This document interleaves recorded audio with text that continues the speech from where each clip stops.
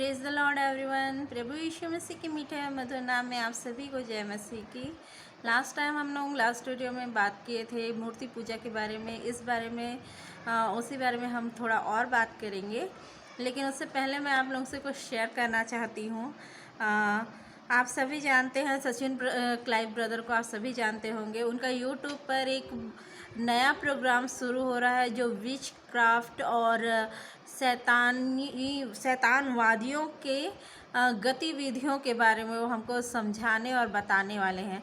तो मेरा आप सभी से रिक्वेस्ट है, जिन्होंने भी उनका चैनल सब्सक्राइब नहीं किया है वो सब्सक्राइब कीजिए, क्योंकि वे बहुत ही अद्भुत शिक्षा हमें देने वाले हैं। तो उन्हें सुनिए, हमें सुनना चाहिए, हम सभी को सुनना चाहिए, ताकि हम और भी जो सच्चाई है, बाइबल की गहराई की बातें जो है वो हम जान सकें। सचिन क्लाइव ब्रदर हमेशा बाइबल से ही बताते हैं, वचन को बताकर ही वो सभी चीज़ बताते हैं। जो भी बताना है उन्हें, जो भी शिक्षा देनी है वो बाइबल के वचन के द्वारा ही बताते हैं, कोई अलग से वो कभी नहीं बताते हैं। तो आप बिल्कुल से जाके उनके चैनल को सब्सक्राइब कीजिए और इस प्रोग्राम को ज़रूर देखिए, और जिससे आप लोगों का खुद का ज्ञान बढ़ेगा। और मैं उनके वीडियो क्लिप एक डाले हैं वो यूट्यूब पर, तो मैं उसे डिस्क्रिप्शन बॉक्स पे डाल दूँगी, तो आप लोग वहाँ से भी ज़रूर देख सकते हैं। तो उनके वीडियो को आप लोग ज़रूर देखिए। और मैं एक बात और आप लोगों से करना चाहती हूँ। बहुत सारे लोग हैं जो मेरे वीडियोस को देखते हैं, मुझे बहुत अच्छा लगता है, थैंक यू सबको। लेकिन मेरा एक रिक्वेस्ट है कि आप लोग मेरे वीडियो को शेयर कीजिए और सब्सक्राइब भी कीजिए। देखिए, जो बातें मैं वचन से बताती हूँ, परमेश्वर की शिक्षा के द्वारा बताती हूँ, हो सकता है कि कोई ऐसी बात है जो मैं वचन से बता रही हूँ, ऐसी कोई शिक्षा है जो किसी के हृदय में काम करे और वो अपना जीवन परिवर्तन कर सके।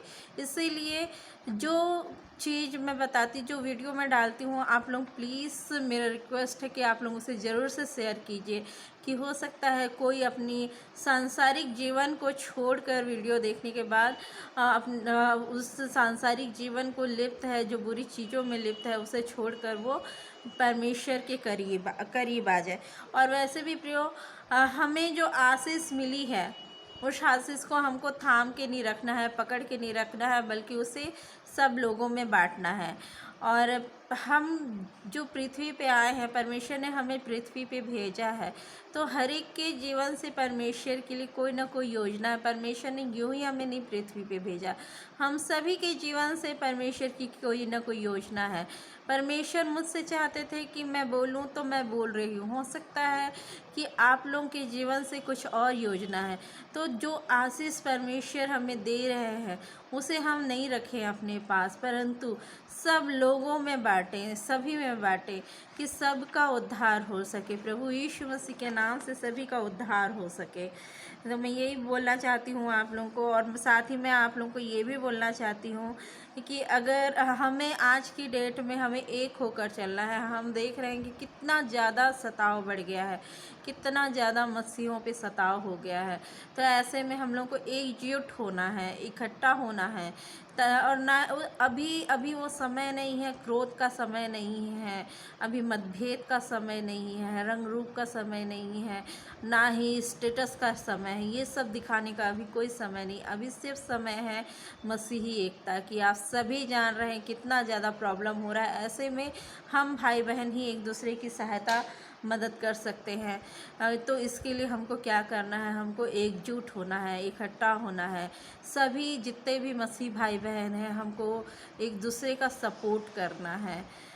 तो मैं आप लोगों से यही रिक्वेस्ट करूँगी कि इस बुरे समय में हम एक दूसरे के साथ रहें, और ऐसा ना होने पाए कि किसी मसीही पर कोई प्रॉब्लम हो रहा है और उस समय हम अपने मतभेद को लेके पड़े रहें, परंतु उस मसीही के साथ खड़े रहें जिस पे सताव हो रहा है, ताकि उसका विश्वास कमज़ोर ना पड़े और वो प्रभु में अडिग रहे और कंटिन्यू आगे बढ़े, हम किसी के ठोकर का कारण ना बने।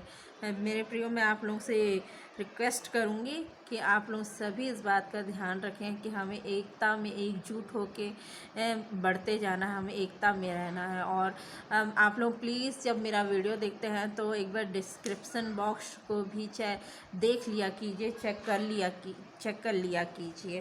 प्रियो, तो हम क्या बात कर रहे थे? हम लोग मूर्ति पूजा के विषय में बात कर रहे थे। तो मैंने आपको बताया था कि किसी भी चीज़ की अधिकता जो होती है वो मूर्ति पूजा ही कहलाती है। हमें परमेश्वर ने, हमारे पास देखो बहुत सुंदर सुंदर रिश्ते हैं, माँ बाप, भाई बहन, पिता पुत्री, और ऐसे बहुत सारे रिश्तों से हमें परमेश्वर ने नवाजा है। लेकिन अगर हम उस रिश्तों की कदर न करें तो क्या होगा? बच्चे को माँ का साथ चाहिए, माता पिता का साथ चाहिए, और माता पिता अगर मोबाइल में लगे रहें तो वो रिश्ते में दरार आ जाती है। पत्नी पत्नी के बीच में अगर एक दूसरे को जो समय देना है वो समय ना दें और दूसरे को समय दें तो दरार आ जाती है। वैसे ही अगर हम प्रभु को समय ना दे, वचन को समय ना दे, प्रार्थना को समय ना दे, तो उस रिश्ते में भी दरार आती, उस रिश्ते में भी कमी आती है, जो परमेश्वर को पसंद नहीं है, जो हमारे लिए नुकसान का कारण बनता है। तो हमें समझना है कि हमें किसे बहुत आयत से मानना है, किसे अधिक महत्व देना है। मैं आप लोगों को एक चीज़ और बताना चाहूँगी। देखिए, परमेश्वर ने किसी भाई ने, मैं पहले भी बताई थी, बोले थे कि मैं ये सब नहीं छोड़ सकता, खैर वो अलग बात है। लेकिन मैं उसी से मैं आप लोगों को बताना चाहूँगी कि परमेश्वर ने हमको सब चीज़ दी है, रिश्ते, घर, गाड़ी, बंगला, गुड हेल्थ, सब कुछ दिया। परमेश्वर ने क्यों दिया? उनकी मर्ज़ी थी, इसीलिए दिए कि हम संपन्न रहें, हमें सब कुछ मिले, हमारी ज़रूरत के हिसाब से परमेश्वर ने हमें सब कुछ दिया। मैं बिल्कुल नहीं कहती, ना परमेश्वर कहता, ना परमेश्वर का वचन कहता कि एंजॉय नहीं करो। वचन में भी देखिए, बाइबल पढ़ते हैं, वहाँ भी शादी ब्याह सबके बारे में दिया गया है। शादी ब्याह फंक्शन एक एंजॉय करने का एक तरीका ही होता है। एक मतलब क्या कहेंगे उसे, एक पार्टी वगैरह करना, ये सब कहीं भी मना नहीं किया गया है, ना ही मैं मना कर रही हूँ।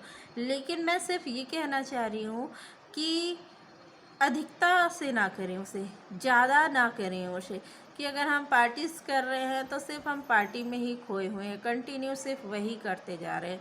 इस चीज़ को करने से मैं मना की हूँ। मैं ये नहीं बोली हूँ कि कहीं पास भी मैं ये नहीं बोली, लास्ट वीडियो में भी, ना ही बाइबल में कहीं पास भी लिखा हुआ है ये कि नहीं करना है, ये सब ना करो, वो ना करो। उस समय के लोग भी इंजॉय करते थे, पर्व मनाते थे, शादी ब्याह होती थी, इंजॉय करते थे। जो उस समय इंजॉय करने का तरीका था उस तरीके से वो इंजॉय करते थे।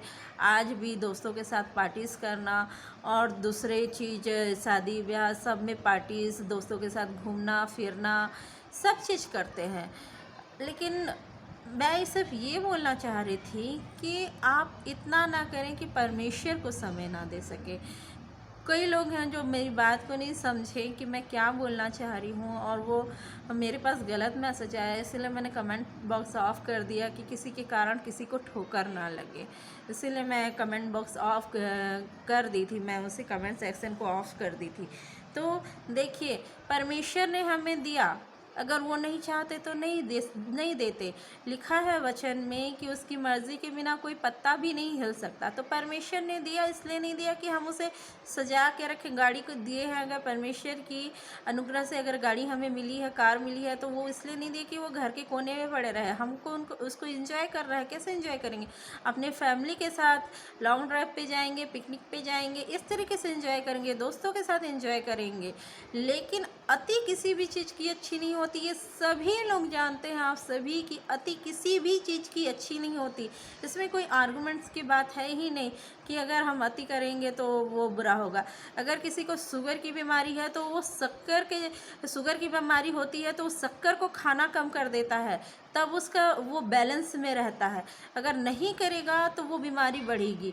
तो किसी भी चीज़ की अगर कोई बहुत ज़्यादा खाता है तो बहुत ज़्यादा खाने की वजह से फैटी होता है और बहुत सारे रोग आते हैं, तो वो अति अच्छी नहीं होती। मैं बस यही समझाना चाह रही थी।